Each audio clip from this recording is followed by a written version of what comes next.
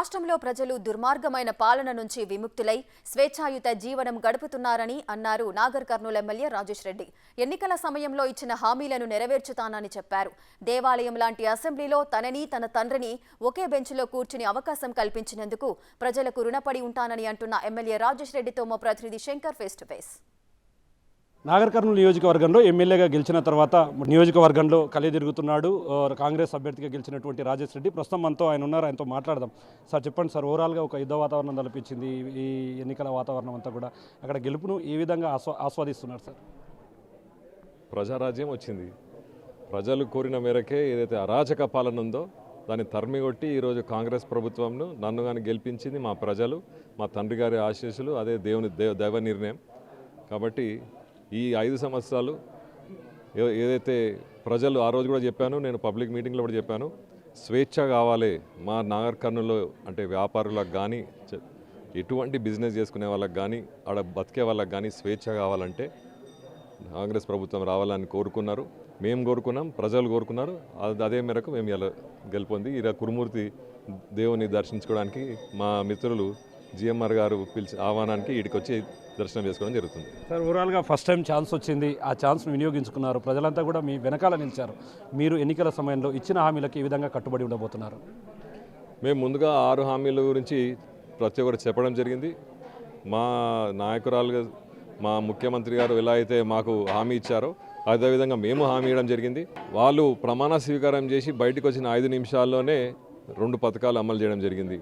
వాళ్ళు అదే జాబులు కానీ, నిరుద్యోగులకు జాబులు కానీ, ఇండ్లు కానీ, ఇవన్నీ కూడా 100 రోజులు ఎలా అయితే చెప్పారో తప్పకుండా చేస్తారని మనకు నమ్మకం ఉంది. మేము అవి తప్పకుండా ప్రతి ఒక్క ఇంటికి గడపకి ఎలా అయితే మేము తిరిగి చెప్పామో, మేము చెప్పే హామీలు ఆ రోజు మేమే నెరవేర్చినాం, కాంగ్రెస్ పార్టీ నెరవేర్చింది.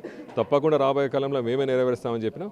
అది తప్పకుండా ప్రతి ఒక్క ఇంటికి చేరేలా మేము కృషి చేస్తాం, నెరవేరుస్తాం. అంటే ఇప్పుడు సార్, కాంగ్రెస్ ప్రకటించినటువంటి 6 గ్యారంటీలో 2 గ్యారంటీలు ఇప్పటికే ఇంప్లిమెంటేషన్ కూడా అయిపోయాయి. నియోజకవర్గంలో ప్రజలు అంటే కాంగ్రెస్ పార్టీ తరఫున మీరు అధికారంలోకి వచ్చాక వాళ్ళు ఏం చెప్తున్నారు? అంటే దీని మీద వాళ్ళు ఎట్లాంటి ఫీల్తో ఉన్నారు సార్? వాళ్ళు సంతోషంగా ఉన్నారు. మేము బస్ స్టాండ్కి పోయి చేయడం జరిగింది. మా మహిళా సోదరిమణులు కూడా చాలా సంతోషంగా ఉన్నారు. అదేవిధంగా వాళ్ళు తప్పకుండా ఈ 6 గ్యారంటీలు అమలు అయితే అనే కోరికలో ఉన్నారు. ఆ కోరిక మేము తప్పకుండా నెరవేరుస్తామని మీ ద్వారా చెప్తున్నాం. ఆరోగ్యశ్రీ పథకం అంటే అది ఎవరు కూడా ఊహించని పథకం. అది తప్పకుండా అది కూడా స్టార్ట్ అయింది. కాబట్టి మీరు ముందు కూడా చూశారు, తెలంగాణ రాకముందు ఎప్పుడైతే కాంగ్రెస్ ప్రభుత్వం ఉందో గడప ఏ ఇంటికి గడపకు తట్టి మీకు ఏదన్నా అభివృద్ధి పథకం జరిగిందా అంటే జరిగింది అన్నారు. ఇప్పుడు కూడా మళ్ళీ అలానే జరుగుతుంది. ఈ 5 సంవత్సరాల లోపు తప్పకుండా ప్రతి ఒక్క గడపకు మా ఒక పథకాలు చేరుతాయి.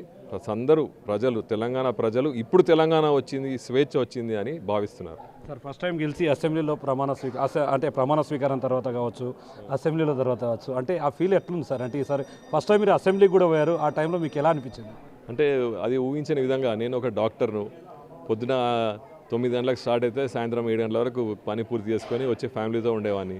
సడన్గా బాధ్యత పెరిగింది, అంటే మంచిగా బాధ్యత పెరిగింది. ఇంకో సంతోషకరమైన సంఘటన జరిగింది ఏంటంటే, ఈ కంబైన్డ్ సెషన్లో నేను మా ఫాదర్ స్కూల్లో కూర్చున్నట్టు పక్క సీట్లో కూర్చున్నాం అసెంబ్లీలో. అది ఎవరు ఊహించలేని సంతోషం అది. ఎందుకంటే ఫాదర్తో ఎప్పుడు పక్కన గురించి దేని కూడా కూర్చోలేదు, కానీ అసెంబ్లీలో ఒక దేవాలయంలో తెలంగాణ ఏ ప్రభుత్వమైనా భావించేది అసెంబ్లీ ఒక దేవాలయం. అందులో నేను మా తండ్రి గారు పక్క సీట్లో కూర్చొని సెషన్ ఇవ్వడం అది సంతోషకరం. ఓవరాల్గా ఏం చెప్పదలుచుకున్నారు సార్ నియోజకవర్గ ప్రజలకి? ఇక రాబోయే రోజుల్లో ఎట్లా మీరు ఉండబోతున్నారు, ఏం చెప్పాలనుకుంటున్నారు? నేను మీలోనే ఉంటా, ఓ సేవకునిలా ఉంటా. అంటే ఇంతకుముందు మా ఎమ్మెల్యే గారు CEO అనేవారు.